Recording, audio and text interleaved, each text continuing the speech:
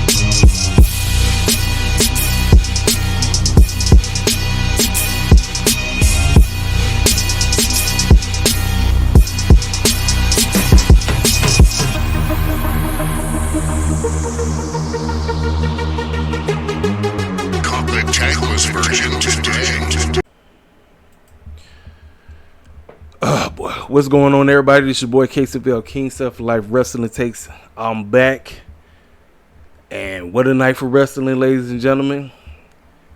Unfortunately, I got to start off with the pay-per-view.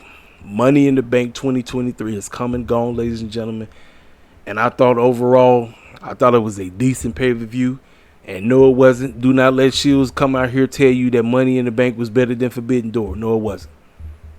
It was not. It was absolutely not. But they only got one grade lower. I was close to giving them an 8, but they did some things on this show. I don't know what the clown they was thinking. But let's go ahead and break down this show, because I'm going to really go in on the Roman Reigns situation when I get there. I just want to take my time. I want to talk about the good and then eventually talk about the bad. But let's go ahead and let's break down everything. And then when I'm done talking about Money in the Bank, I'll talk about a taped Collision. Episode 3 was taped, and even though with it being taped, I probably would have did some things a little bit differently, but overall I liked the flow because it flew, and I loved the ending. The ending was superb. I loved it. Ladies and gentlemen, we had Damian Priest versus LA Knight versus Logan Paul versus Butch versus Ricochet versus Santos Escobar versus Shinsuke Nakamura. We kicked the show off with the men's Money in the Bank. I thought and even the clown himself, I cannot stand Logan Paul. Even he did pretty good. But there was a Pacific spot. They had set up 2 tables. I said, somebody finna go through them tables. Ricochet and Logan Paul tried to go through the tables. Ricochet went through the other table while Logan Paul's head hit the other table, which didn't break. I was like, man, unnecessary spots. Ladies and gentlemen, cats get on everybody's case about AEW doing Spot Monkey Fest. What you think these matches was? These was some of the most craziest, dangerous spots Monkey Fest that you seen throughout the whole show. Clowning. I mean, it was times you thought LA Knight was going to win. Then you thought it was times Shinsuke Nakamura was going to win. Then Santos Escobar acted like he was going to get it done. But the fan favorite, LA Knight was so freaking over. So many people wanted him to win.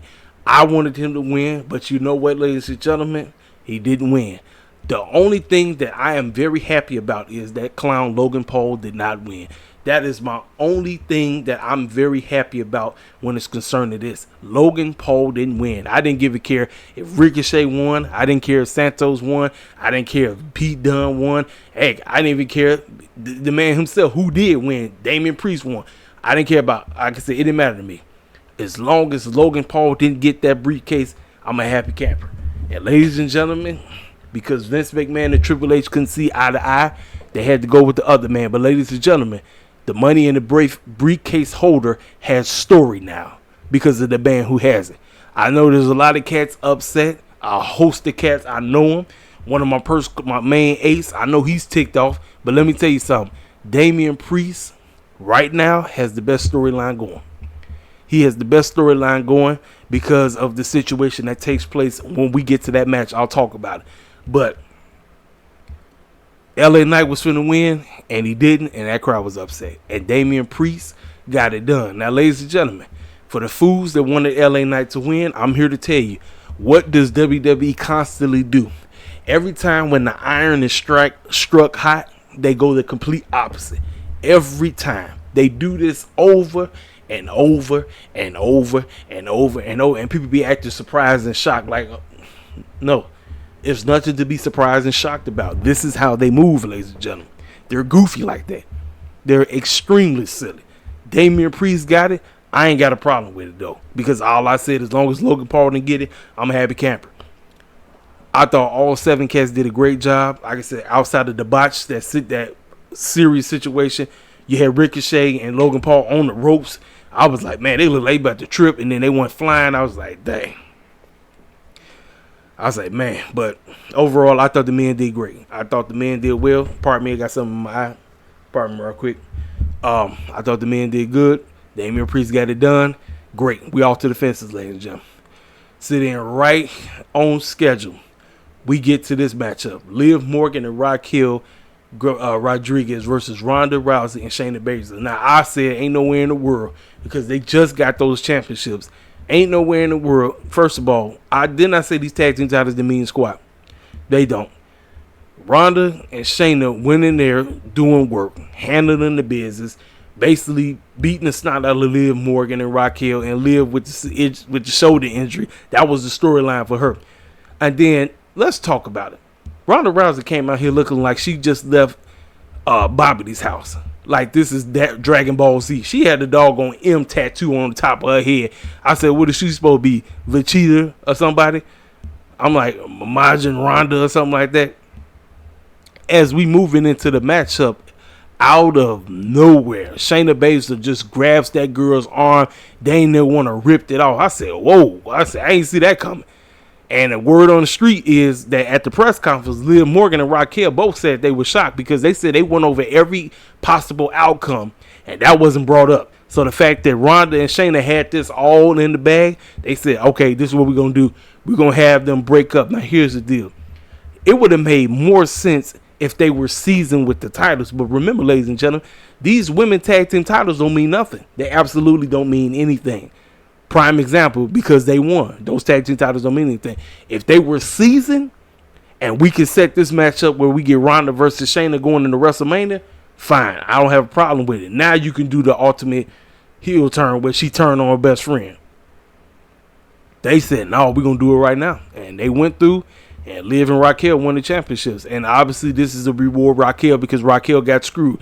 And as you notice, Raquel completely forgot about Becky Lynch. She don't even remember what happened. That totally dropped her mind because she then got back her rinky-dink tag team titles with Liv Morgan. That don't mean absolutely nothing. I thought the match was overwhelming, but I did like that spot. Shayna coming out of nowhere, basically ripping off Ronda's arm and costing them the match. I like that spot. That spot was great. I got to give WWE props on that. I talk about Tony Khan with the swerve. This was an excellent swerve by Vince and Triple H. Unfortunately, the tag team titles don't mean nothing. They don't. So I'm giving them props, but I'm still taking the dump because, like I said, the match was very underwhelming. But the spot, it was perfect. Unfortunately, the tag team titles don't mean a goddamn thing. We're moving on, ladies and gentlemen. Backstage segment. Damian Priest talking about him pretty much knowing exactly what he plans on doing. He said, hey, I could go up for any title. I could go up for the mid-card championships. Hey, I can go after Seth today. You never know. I can even go after the main man, Tribal Chief himself. So we was planting seeds about what he potentially might do with that Money in the Bank. So then we get this matchup. Now, normally, Gunther, listen, let me tell y'all something. I think Gunther is an excellent pro wrestler. The matchup that did it for me was the match he had with Tommaso Ciampa. I've seen plenty of matches of Gunther. I've seen plenty of them. But I think the match that actually made me say that this dude is legit is the match he had with Tommaso Ciampa on NXT. I forgot how many years ago that was. But that matchup was fantastic. Great. This match, on the other hand, man, y'all, this was a very underwhelming match. I've seen better from the both. I can't even stand Matt Riddle. I've seen better from the both of these cats. Very underwhelming match. Very underwhelming. No Randy Orton come through. Everybody thought Randy Orton was pulling up. I said, no, he didn't pull up. Gunther ends up winning. He basically destroyed that man's ankle. He retains his championship. Nothing. Absolutely nothing. That's that. So we move on from there. Then after that, now this spot was nice. Drew McIntyre makes his epic return. Crowd goes completely active. They go nuts. Now, let me tell y'all something. The best thing about this show was the London crowd. The London crowd carried this show. London was a fantastic place to have a pay-per-view. Them 20,000 plus strong went berserk. That's why when All In comes around, I'm going to be very curious as to how that show plays off, because this crowd was fantastic. They were great on SmackDown, and they were even better at the pay-per-view. This is the one bright spot that I can say was a fantastic job from WWE. The fans did a phenomenal job. I mean, they was acting a fool from the jump, from the very beginning to the very end. So the fans, for me, were the MVPs of Money in the Bank 2023. But this matchup, though, it was a very weak match. But Drew McIntyre came in, and Drew McIntyre basically reinstated that I'm back and I'm taking this championship. Now, ladies and gentlemen, if I'm Sheamus, I'm feeling some kind of way. Because what's the one title Sheamus has never won? He's never won the Intercontinental Championship. Where's Sheamus? Stuck on SmackDown. I know that's his homie and all, but he like, bruh, this is the title I've been trying to get, and you are going to win it? Now, ladies and gentlemen, this is the only thing right here. If they are doing it one more time, people say, but they have great. Listen, I know it, but I've seen these two wrestle 5 billion times. If they are doing what I think they're going to do, where Drew wins and he carries this thing all the way to WrestleMania, and they do Drew versus Sheamus one more time, and Sheamus ends up beating him for the Intercontinental Championship, fine.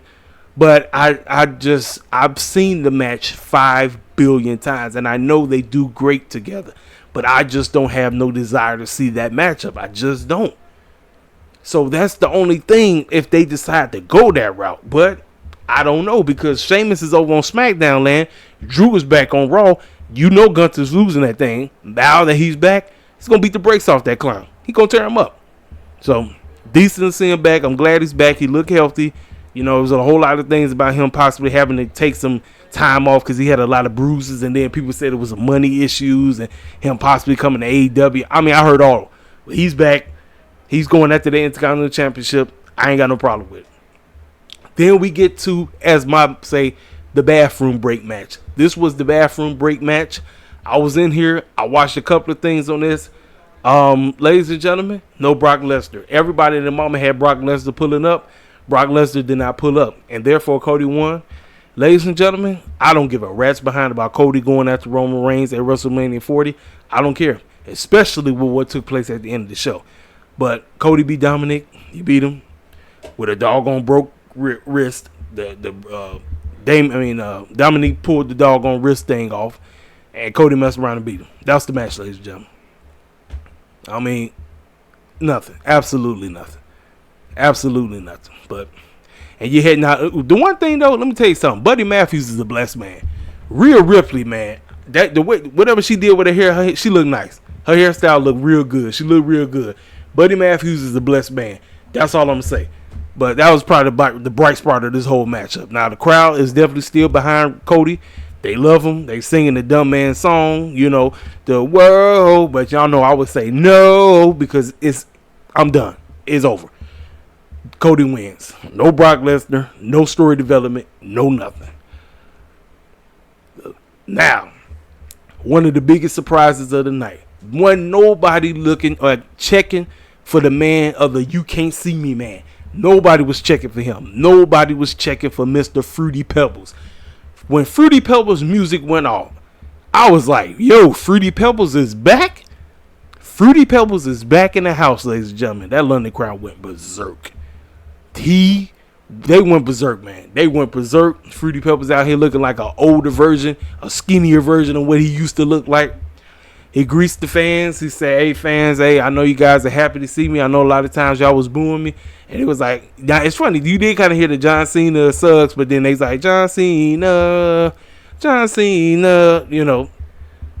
He confronts the fans, talks about, hey, they talk about this being a terrible place to come to, and the people who run the show don't think that this is a bright idea for us to be over here because there's a lot of questionable things that happen.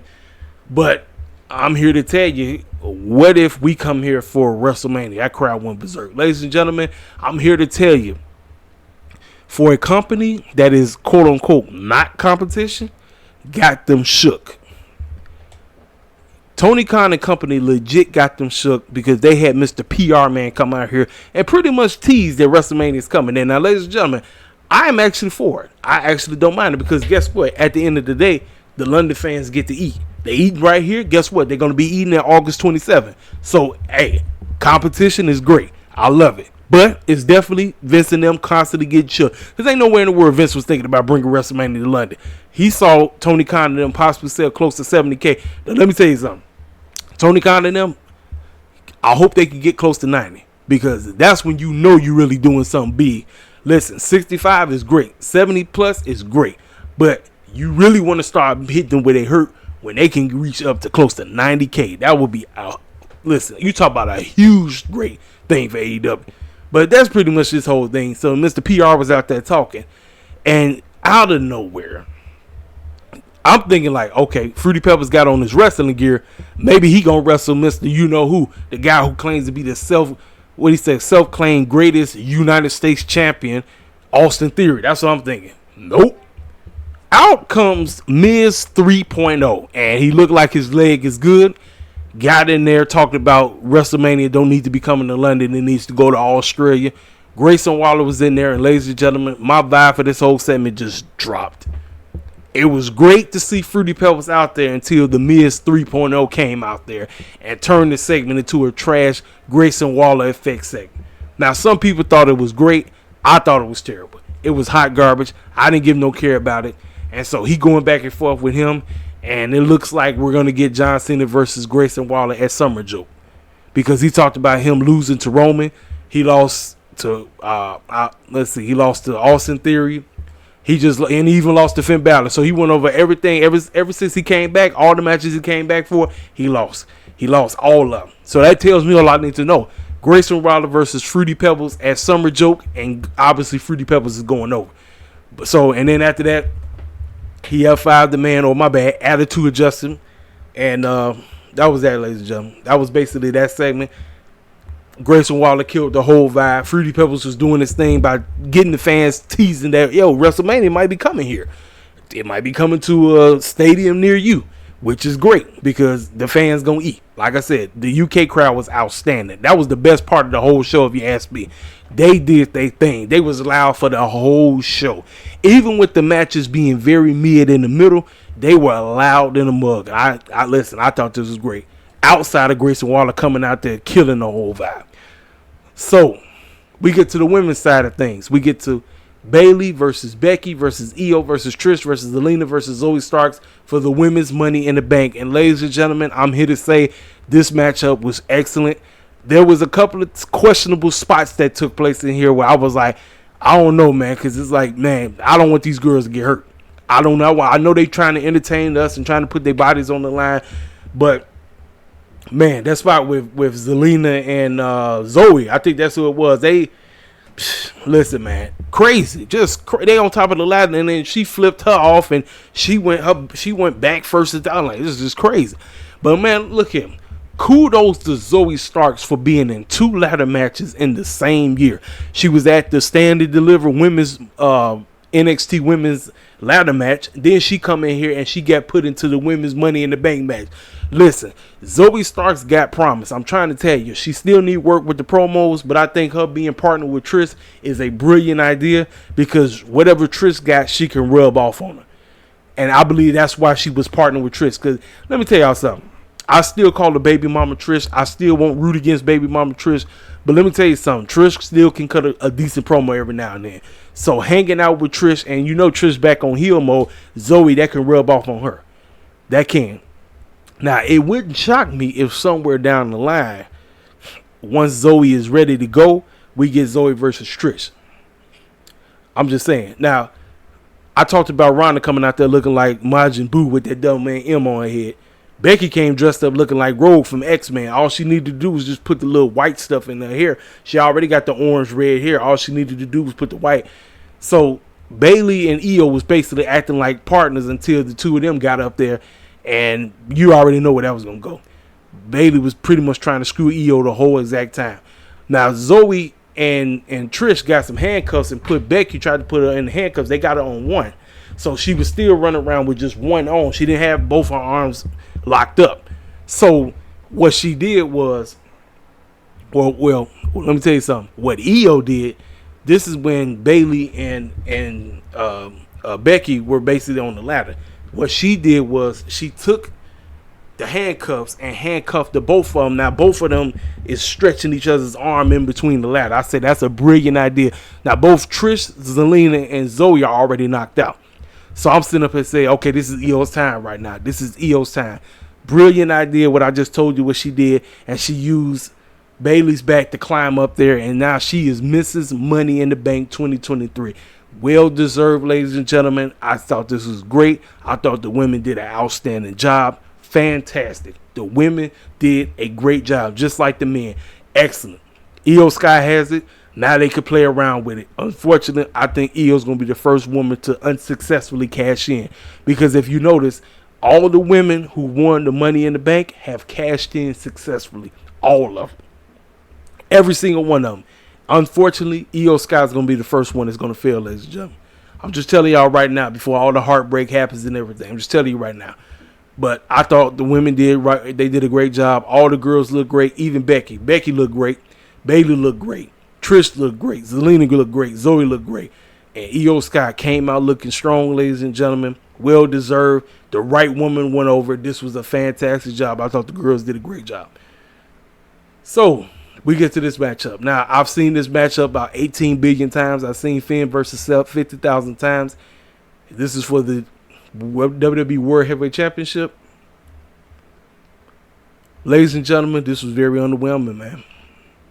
I don't know if it was due to time constraint. They had plenty of time, so it shouldn't have been time constraint.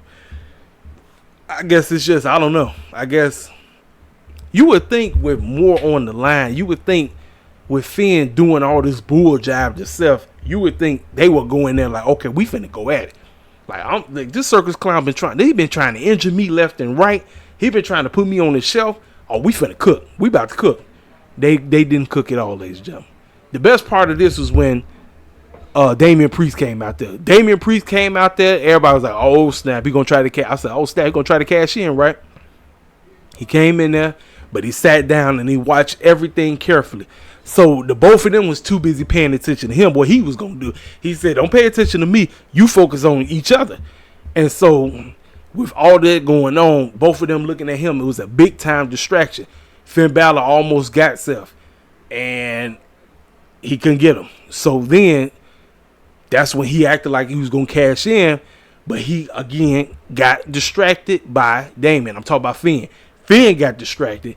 He looked at him. Seth Rollins took advantage of that curve style match of 1, 2, 3. He retains his WWE World Heavyweight Championship, and there's your story right now. Finn Balor, Damian Priest, they got beef. They've been teasing a breakup. They've been teasing it for a long time. Now they got something to be beefing about because Damian Priest was successful tonight.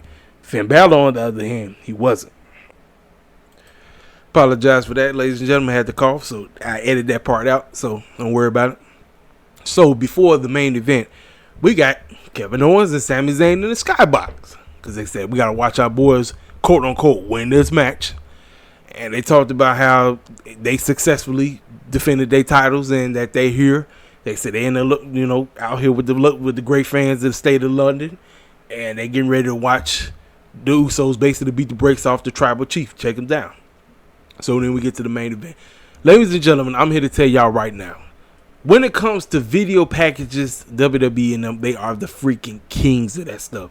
This was a phenomenal video package that told you where everything was from when the Bloodline first got started to where we are today. That video package was great. I was on board. I said, all right, now we get to the doggone match, ladies and gentlemen. The best thing that carried this matchup was the story that was being told.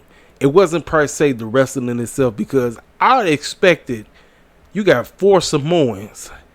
You would think all 4 of these cats would slay together. But for some weird reason, it took close to the very end before the dumb decision happened for this matchup to actually pop. Now, the fans, they kept saying, what did they say? They were singing, F Roman, say it out loud. If you don't like Roman, say it out loud. I mean, listen, they was booing that man all day. But unfortunately, ladies and gentlemen, this is what I was saying to myself. I said, okay, if Roman and Solo are going to lose, we got to protect Roman, because why? He can't be pinned until he eventually loses the titles to whoever the guy is supposed to be. Whoever's next in line to be the quote-unquote head of the table, or as we say, the head of the company. You got Jimmy and Jay super kicking cats all day. Solo jumping through a doggone announce tables and all this crazy cuckoo clock stuff. So I'm thinking, all right, Roman about to get knocked out. But he perks up. I mean, Superman punches, spears. Even the ref, like, you knew some dumb stuff was going to happen. When my referee got lagged out, here come the shenanigans. Here come the freaking shenanigans, man. Here come the shenanigans. The shenanigans, I said, oh, there they go. And they took 50,000 times. Now, Roman, he said he was going to try to do exactly like what he did to Bryan and Edge at WrestleMania 37. I'm going to stack the both of y'all in my opinion. That's what he did, but here's the problem. They took their sweet time. I knew with them taking their sweet time, and even Roman, he almost got pinned. Wait, technically he did get pinned, but this is before he actually got pinned. When the ref got knocked out, everybody was counting. They counted to 10. And I said, okay, you already know. But then afterwards, Solo got laid out. Usos perked back up, and they both took Roman out. And Jay Uso ends up pinning Roman Reigns. And when I saw that, ladies and gentlemen, I said, well, ladies and gentlemen, your man is officially finished with the Bloodline storyline. I'm out. I could care less about what happens from this point on, because whoever takes those titles doesn't mean anything. Roman has been pinned. Those championships don't mean a goddamn thing to me. Y'all can come up with every excuse on the planet in the comment section on it still means something. I know. I said it. The story started with Jay. It has to end with Jay. I meant end with Jay pinning him to win the titles, not in no rinky-dink tag team match. Listen, how many times I said this? First, we had my man Carmelo Hayes get pinned on Raw in a most terrible situation. That's why I could care less about his title run. And then guess what Vince and Triple H decided to follow up with? Hey, we're going to make sure the Tribal King or the Tribal Chief gets pinned. Now what? Now what do you got? You don't have anything. You don't have anything. I'm telling y'all right now, it's not going to mean nothing. If Cody eventually becomes the guy, it's not going to mean anything. I'm just telling y'all right now. It's not. I know cats are going to try their best to again, justify it.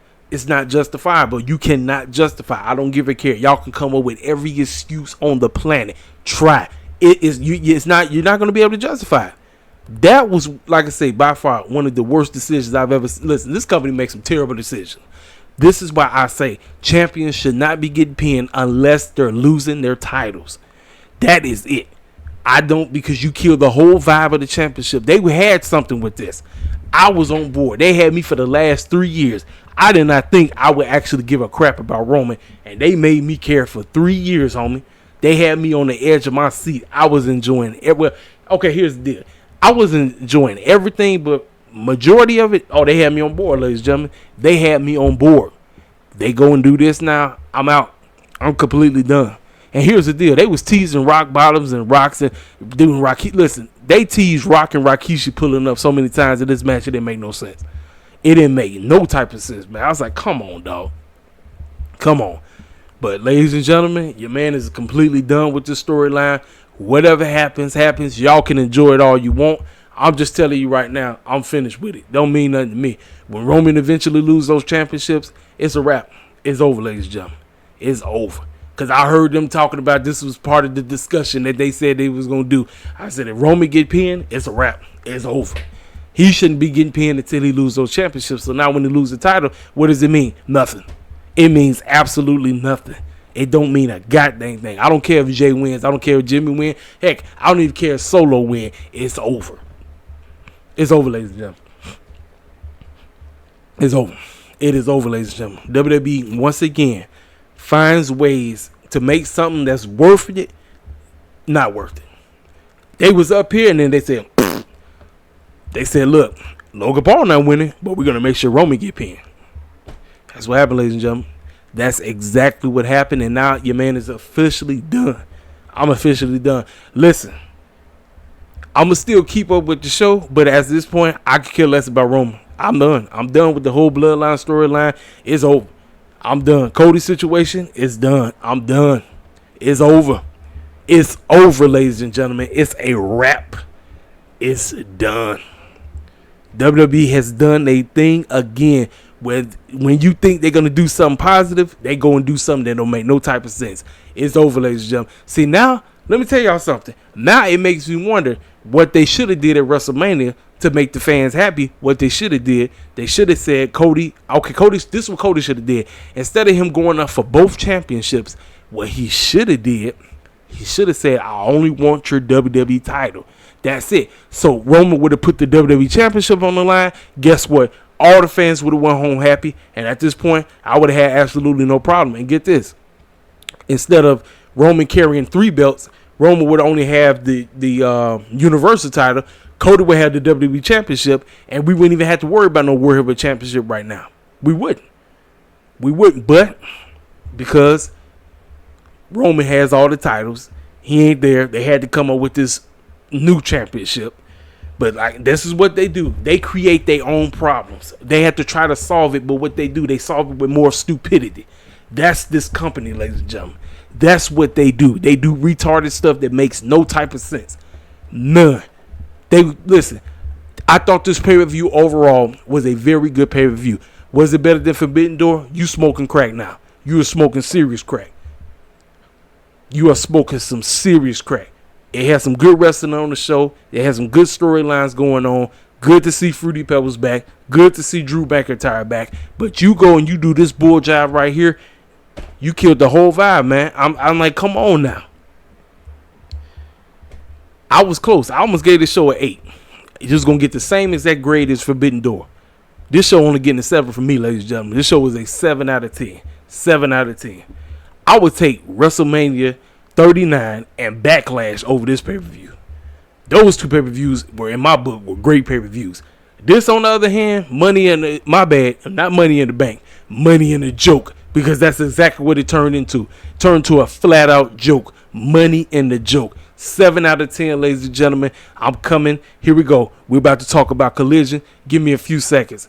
All right, give me a few seconds. I got to go up here and get it now. Because I'm done talking about WWE right now. We're going to be talking about AEW Collision. A taped show. A taped show that left cats. Oh, man, I got to come back for more. That's exactly what you want. Now, was Collision episode 3 a great episode? Heck to the freaking no. I still firmly believe that AEW has way too much wrestling going on a TV show. It's allowed at the pay-per-views, but on the TV show, you're supposed to be building up to potential feuds. Storylines are supposed to be escalated. That's why you keep cats to come back. If you constantly giving cats 50 billion wrestling matches right after one, cats ain't watching. And especially cats like, oh man, it's a tape episode. I ain't watching. I mean, I'm getting Rampage vibes. I'm telling you, I know how wrestling fans think. I'm getting Rampage vibes off of this. Ladies and gentlemen, we open up the show with the man himself. MJF pulls up, and he is live in the building. He goes against some clown from Hamilton, Canada, named Kip Morse, and he beat that clown like it was nothing. So he gets on the mic, and he cuts a promo, and he says, I wasn't even really supposed to be here in this garbage town, and I was supposed to have the day off, but for Tony Khan's sake, I'm just going to do business. So if there's any wrestler in the back who's from this city, why don't you bring your behind out here, and I'll put my AEW World Championship online. So then some big dude come walking out, who's a generic looking wrestler, and then come trembling from behind him is all Ego Page. I said, wait a minute, that's right. Ego Page is Canadian, ladies and gentlemen. Ego Page got in there, cut a promo on MJF. I thought was phenomenal. I said, ladies and gentlemen, this is the Ego Page we've been asking for a freaking long time. He's been stuck in Matt Hardy purgatory forever. He's been stuck in the Fern purgatory doing nothing. I'm like, man, where is the cat that was putting on bangers with my man Josh from Impact? Where is he at? He ain't been nowhere in sight. He finally decided to show up and cut that promo he did on MJF. I thought it was phenomenal. So he got the matchup with him. I thought the two of them did a great job. Now here's my deal. The only reason it went down like that is because he's from outside of Hamilton, which is right up the street from where he's from.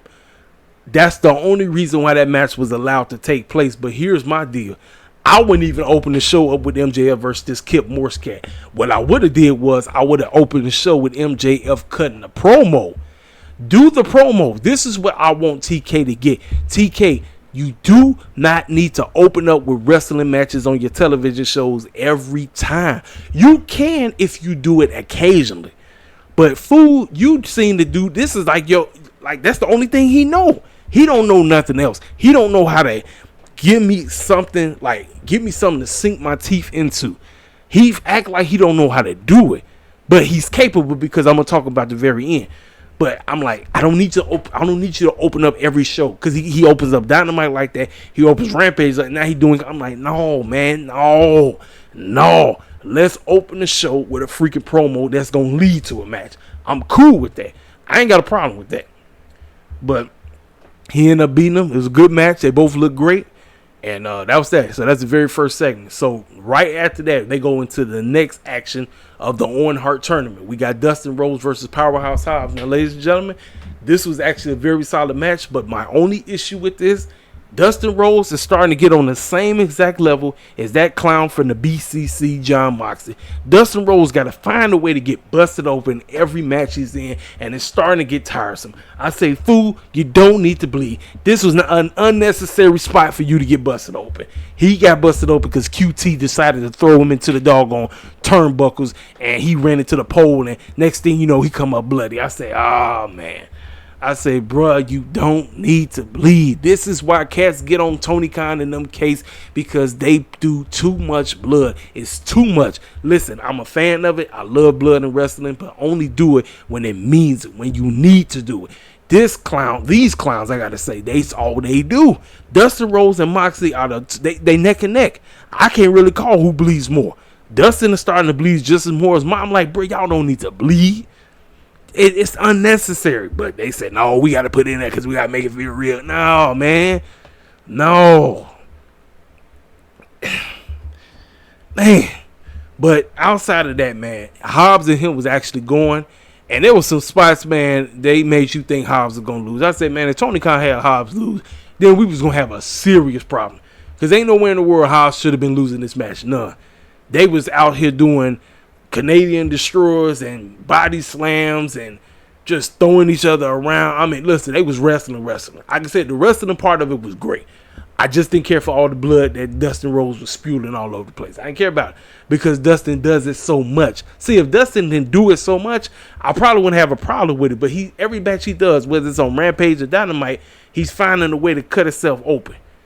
Like, I know he got that from his father because Dustin was always bleeding all the time. Dusty bled like every 5 seconds. So it's like father, like son. He can't help himself. But do it when it means when you need it. That's the issue. That's my issue with this match. Hobbs found a way to win, but I think QT and them, because QT and Harley Quinn and them was out there, or Harley Cameron, she was out there. QT cheated to help Hobbs win. He didn't need it. I know you want to present Hobbs as a heel. First of all, Hobbs don't even need QT no more. He has outgrown them. Like I said, they messed up from the jump. After he got squashed with the TNT title, they messed up from the jump. This QT crap is garbage. But like, shout out to King Mike. Y'all already know why they quote unquote brought Johnny Mundo in to quote unquote replace Hobbs. That's all that is. Y'all already, you should know the handwriting on the wall. Like, it's not even funny. Like, y'all should already know the freaking handwriting on the wall. But Hobbs ends up winning because of interference by QT Marshall. But overall, I thought it was a very good match. I just didn't care for all the bleeding. And the QT didn't need to cheat for Hobbs. He just didn't. He did not need to cheat. So that's that. So then we get the Redeemer. So before then, we got they talked about it. We're going back to Ricky versus Juice Robinson. I'm tripping. They showed who Hobbs is going to face. He's going to face the winner of Ricky versus Juice. So then right into the action. So now this is another recurring that I see that Tony Khan does. He goes into the action. I have a little it's like it's a little bit too much. Like, it's just too much, man. It's way too much wrestling on a TV show for me. It's too much. Like, let's chill. Let's do a slow burn with some things. Let's get some storyline going. Let's not just keep going with the wrestling back to forth, back. That's what he does. He treats it as like a dog on pay-per-view. And I'm like, every episode, listen, we should be watching episodic dramatic TV. Y'all on TNT. What does TNT stand for? We know drama, correct? That's what it should be. It shouldn't be, I got to wrestle I got to 15. No. However, this squash match between Anthony Henry and Miro, I thought was fantastic. It was perfect. Why? Because Miro is being built up. Miro eventually is going after Luchasaurus. Y'all should already know the handwriting is on the wall. He's going back after the title that he made prestige and he wanted back. Like I said, squash match is good when there is story, when there is somebody that's being built up. This Anthony Henry cat, though, he actually had a little promise. Apparently, he's a UFC fighter. I ain't know nothing about him, but that's what they mentioned. They mentioned Kevin Kelly and Nigel McGuinness actually mentioned it on commentary. So, but Miro beat the brakes off this cat. Beat him up, and he looked good. Fans was behind him. I mean, he's still over, ladies and gentlemen. He's over. But for me, like I said, I need a little bit more story than wrestling. Wrestling TV is for the story. You can have a couple of matches here and there, but we need more story development taking place. More story development. That's all I'm going to say. So then, segment of the night for me. Tony Schiavone is in the ring with all 4 members of Bullet Gold talking about what they are going to do. Now, I thought Jay and Juice were going to be part of the blind eliminated tournament thing. They already put their ticket out. They want a shot for the tag team titles right now. So, ladies and gentlemen, what the heck do you do? Because I keep saying that they are your next tag team champions. Do you have them win whenever they set that matchup? I think this is what they need to do. Don't set the matchup right away, because Jay White already called CM Punk. He even mentioned, because when I talk about it, because they popped up on the screen, Jay White mentioned CM Punk's title in his bag. So obviously, you know that's what he's going to go for. But Bullet Club Gold as a unit, with the guns being added to the group, they actually got my interest. I'm actually a fan of Bullet Club Gold. I was not on board. I didn't care nothing about it at first. But they are making this thing work, and I need to see these cats succeed. And the Guns talked about how they beat all the greats. They beat the Acclaim. They beat FTR. They beat CM Punk. They went down the list. They talked about all the fan favorites. They went down the list and beat them all. I said that was fantastic. Man, listening to Colton, that man sounded exactly like Billy. He even looked like him. Austin looked like him too. But Colton, that's Billy's twin right there. Sounds like him and everything. I don't listen to him talk. So, man, that's Billy Gunn right there. That's Billy Gunn. So as they rambling, then Juice talk about what he getting ready to do to Ricky. Next thing you know, the four of them pop up on screen. CM Punk, Ricky Starks, Cash, and Dax all pop up on screen, and they all respond to all the filth that each of them said.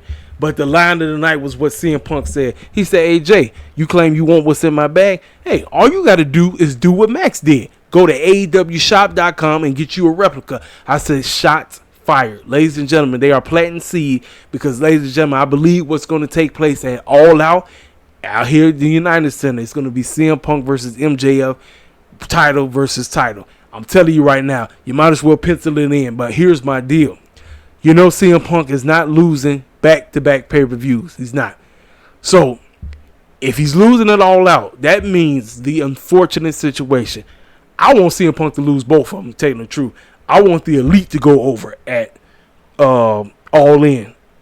And I want MJF to go over at All Out. I need CM Punk to lose both. If I'm CM Punk, I'm putting both over. I'm not winning either one. I'll win matches leading up to it, but I'm not going to win neither one. Now, when it comes to the singles match between Kenny Omega and CM Punk, if they decide to run it back, maybe you have CM Punk win that one. But when it comes to Kenny and the Bucks or Heyman and the Bucks versus CM Punk and FTR, the Elite are going over regardless. They had to. They just had to. We got to do business. We got to do business the right way.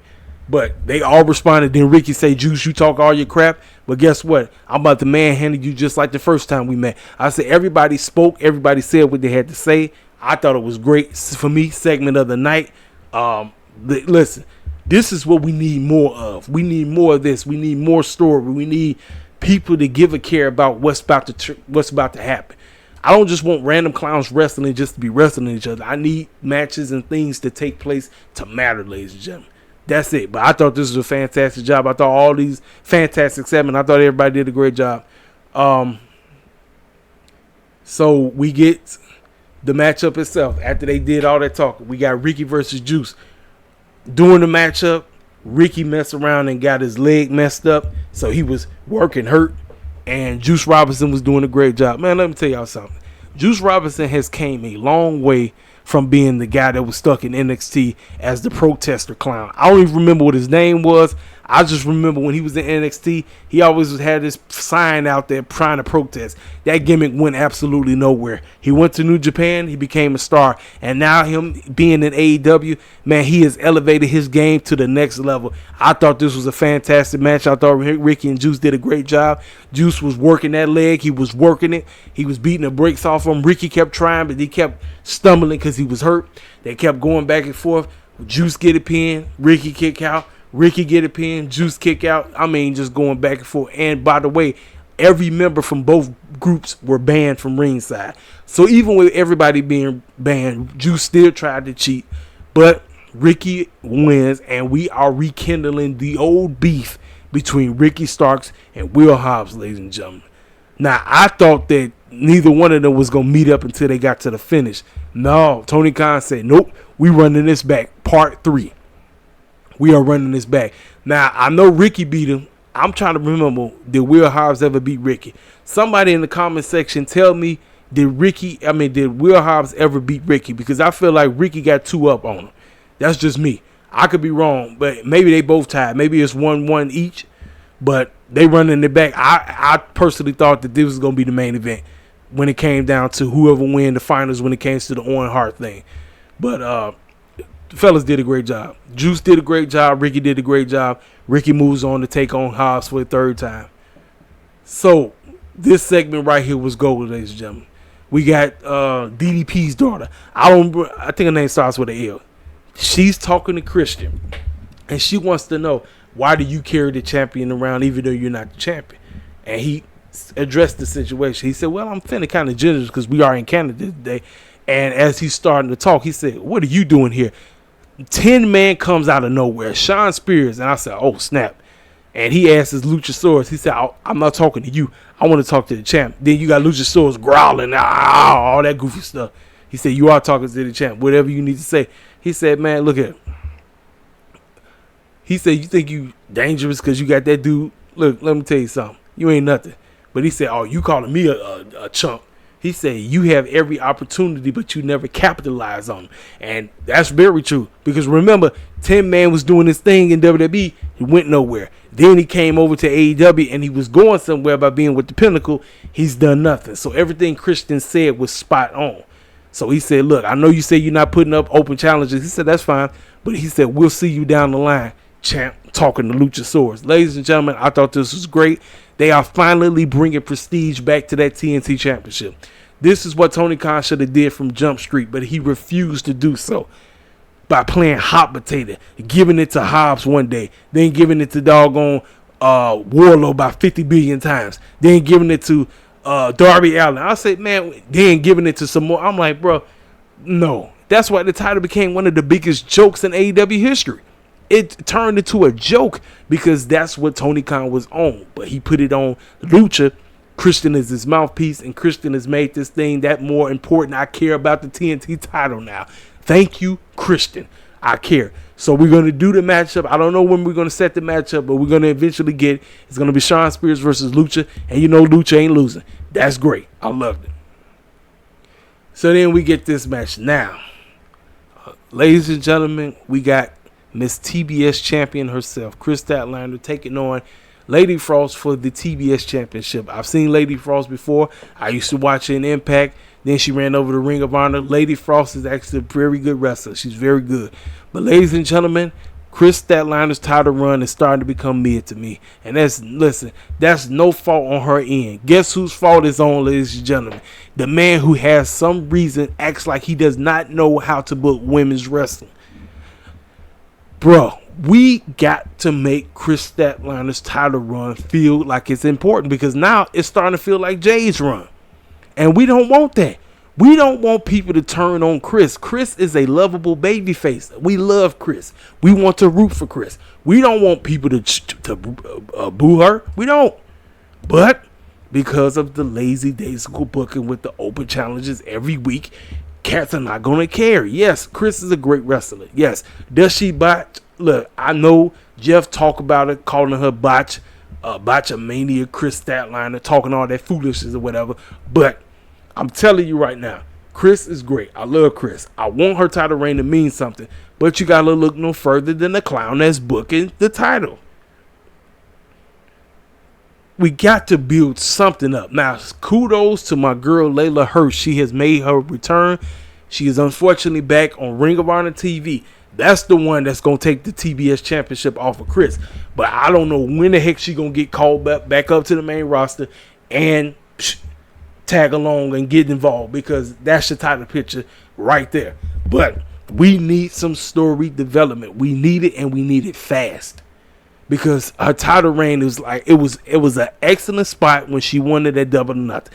I was happy for her. She came back and she was doing a great job. But open challenges every week is not the answer, ladies and gentlemen. It's going to turn into what the what the TNT title was. It was a big old joke until they put it on Luchasaurus. Now, Kris, title run got to mean something. This did a good job. The ladies did a good job. It was a decent matchup. Kris, obviously she retains the title because she wasn't losing. But we got to start building up something, because open challenges every week is not it.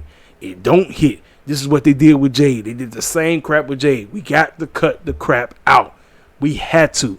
No more games, Tony Khan. No more games. Cut the games out, man. Cut the bull jive out. Cut it out. This segment, cold segment, Andrade talking about his mask being taken by the doggone House of Black. He was furious. I said, my man looked naked without his goons. His goons have been nowhere in sight. We have not seen Jose. We have not seen Preston Vance. We have not seen my man Roosh. Where is the crew? Where is the group? They are nowhere in sight. He cut a great promo about he's going after his mask. He said, when you touch my mask, you touch everything I have. I love the promo. He spoke fast. His English was on point. Next thing you know, the TV started fuzzing out, started messing up. House of Black with they demonic looking behinds popped up and said, hey, you want this mask? You know exactly where to find us. I said, well, it's 4 if you include Julia Hart. It's 4-on-1. Where is that man's goons? Where is his goons at? He needs his goons, but I liked it because it's some story. He's trying to get his mask back, but here's the deal. He get the goons, mask. If he get his mask back, they win the Trios Championship. If he don't win his mask back, they got to disband. That's what the story. You need to build something up. Get people to care about your Trios division, because Tony Khan seems to love Trios matches. I don't know if y'all peeped the game, because on Dynamite they had 50 billion of them. In Rampage they had one. I'm like, Tony Khan loves his Trios matches, yet the Trios champions are on TNT. Make it make sense, ladies and gentlemen. Make it make sense. We got 50 billion Trios matches happen on Dynamite, but the Trios champions are over on TNT. You see what I'm talking about, where it's the lack of story. It's the lack of make it make sense. Make it make sense. And that is where I get on this case. So for people who want to sit up and say I'm shilling, you see me going on his behind right now. I'm going in on him because I thought this was a great promo, but we need to make sense. These are your Trios champions, and you treat them like they're chumps. That's all I'm going to say about that.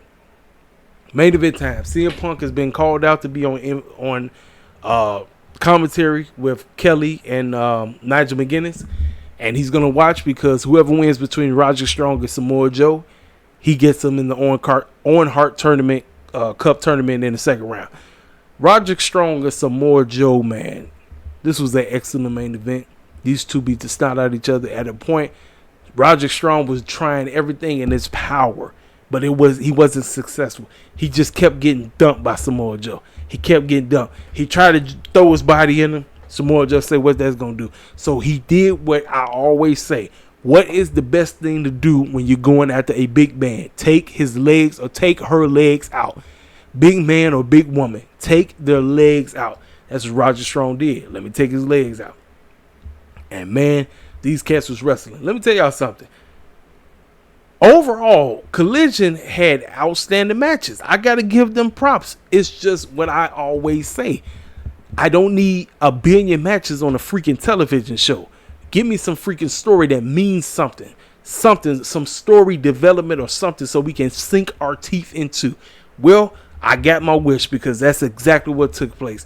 They went, they kept going. CM Punk selling everything on commentary and everything. He's watching everything very carefully.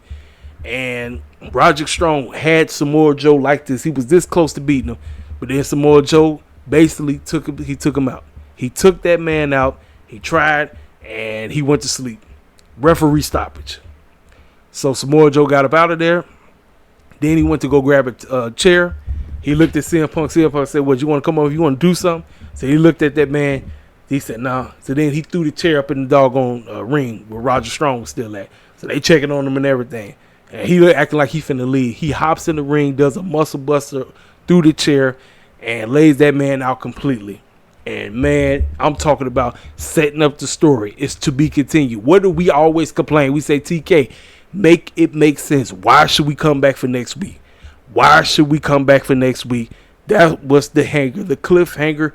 Roger Strong get beat up. Samoa Joe laughing it up. CM Punk in there with the EMTs. And then who come running right past Samoa Joe?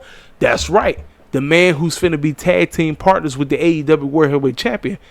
Adam Cole just randomly came running out there, but it makes perfect sense because that's his homeboy. It makes perfect sense. Now, speaking of Adam Cole was on Twitch, and he gets a random phone call from MJF. MJF called him while he was in the middle of screaming. He said, bro, look, man, no disrespect to you, man, but I keep my wrestling stuff and my Twitch stuff separate. You look, we'll talk some other things. Buddy, I'm just trying to blend in. I'm just trying to get down. Listen, what I tell y'all, MJF's a big old clown. I tell y'all every day, he's a clown. It's what he is. He's a circus clown. But I like that added touch that he came out there, and ladies and gentlemen, Samoa Joe walking up to the ring, just laughing at the both of them. CM Punk looking distraught. Adam Cole like, buddy, it's gonna be okay. Roger Strong selling everything. Like, listen, this is what we need more of. You want people to come back. You want people to tune in. People crying out and clown and cry and act the fool about the freaking ratings. I say, Tony Khan, you got to make people want to tune in to your product. You got to. This is not a game. This is what, let me tell you something. For the people who shill out for this company, they don't really want to help Tony Khan because they're aiding in him being lazy-days or being goofy. This, on the other hand, was perfect because it sets up the main event for next week, Samoa Joe versus CM Punk. Samoa Joe does the foolishness to Roger Strong. CM Punk like, okay, all right, you got over on this man, but you're not gonna be able to defeat me like that. You know, it won't be that easy. Now, CM Punk does have his hands full because, ladies and gentlemen, this ain't the same CM Punk that was back in the day that was wrestling in them on Ring of Honor. No, this is a 42, 43-year-old CM Punk. Okay. But I did like the added touch that Adam Cole came out of nowhere. So, ladies and gentlemen, they're planting seeds that Adam Cole may potentially be the one to take that championship off of Samoa Joe. They planting seeds. I liked it. Direction. That's what we want. That's it, ladies and gentlemen. It's all about freaking direction. Ladies and gentlemen, I went on for a long time, and again, I apologize for that little edit because for some strange reason, I don't know what it is. Sometimes when I be in this room, out of nowhere, I don't know, it'd be dust particles or something. Next thing you know, I'll be coughing like crazy. But ladies and gentlemen, I gave you my honest opinion, my honest take about Money in the Joke. Yes, I call it Money in the Joke because of what transpired. Money in the Joke was a solid pay-per-view. Was it the greatest pay-per-view of all time or the greatest show of the year? No. Now you got WWE Shields just capping. They straight up capping. Don't listen to them because they capping out of their behinds. It was a solid pay-per-view. We had some good wrestling on the show. We had some good story development. But that ending just killed everything. And then Collision was solid. We had some good wrestling on Collision, and we got some direction because now that CM Punk and company are telling you, make sure you tune in next week. You don't want to miss it. Ladies and gentlemen, this is your boy KCFL, King Self Life Wrestling It Takes. I will talk to y'all cats later. Holla at your boy.